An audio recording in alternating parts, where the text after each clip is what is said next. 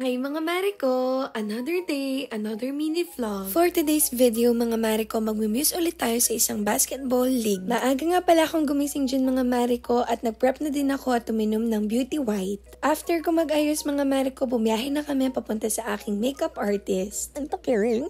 Mabilis nga lang yung biyahe namin mga Mariko at nakarating na rin kami dito. Bale, ang makeup artist natin for today's video mga Mariko si Mami Pipay and sa buhok ko naman si Christine. Ang aurahan pala natin ngayon mga Mariko is super simple lang. Ito na yung outcome ng aking hair and makeup. Thank you Mami Pips and Kaka. Mwah. Bale, papunta na ako sa sasakyan mga Mariko at papunta na kami sa location kung saan gaganapin ang opening ng basketball league. Sa sasakyan na nga din pala ako nagbihis mga Mariko and eto ang aming jersey uniform. Ang team na i-represent ko pala mga Mariko ay ang Apalit I Love It. Eto nga pala ang Digama Dorna Invitational Homegrown Basketball League. Nakarating na nga pala kami dito sa basketball court mga Mariko. Dito lang yan sa Santo Tomas, Lubao, Pampanga. Meron din mga celebrity artists na na-invite sa league na to. O diba, bongga? Total of 18 municipalities ng Pampanga ang sumala sa Digama Dorna Basketball Cup. Hindi na nga pala kami nag-parade mga Mariko, diretso na agad sa program. Excited ako na kinakabahan mga Mariko dahil matagal-tagal na din ang huling muse natin. At syempre mga Mariko, sa isang basketball league, hindi pwedeng mawala ang presentation of muses.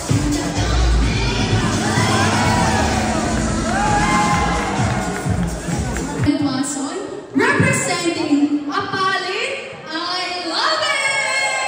Bale from 18 mga Mariko, nag-down to top 4 kami at pasok ang Marinyo. Hindi ko man ito na-expect mga Mariko pero syempre masaya ako and namiss ko din mag-muse ng basketball. Bale, ang criteria naman for top 4, pinasayaw din kami ng TikTok dance. Kasama ko din nga pala si Althea Ablan. Bale, ang naging resulta mga Mariko, kaming apat ang nanalo na Best Muse. Kaya thank you so much po. Maraming salamat nga din po pala sa mga nagpa-picture at nakakilala po sa akin dito. Tapos na nga palang program mga Mariko at bigla ako nagutom dahil nakita ko itong Shawarma Street by Liz. Saktong-sakto mga Mariko, hindi pa ako kumain kaya gutom na gutom talaga ako. Napakasarap ng beef shawarma nila mga Mariko. In fairness, talagang 69 pesos. Talagang sulit na sulit ang ibabayad mo. Pati itong mga players na kasama ko mga Mariko, napabili din sila at nabudol. Kaya thank you so much po kay Ate Liz na napakabait at sobrang generous. Dito ko natatapusin ang aking mini vlog. Thanks for watching. Bye! Mwah!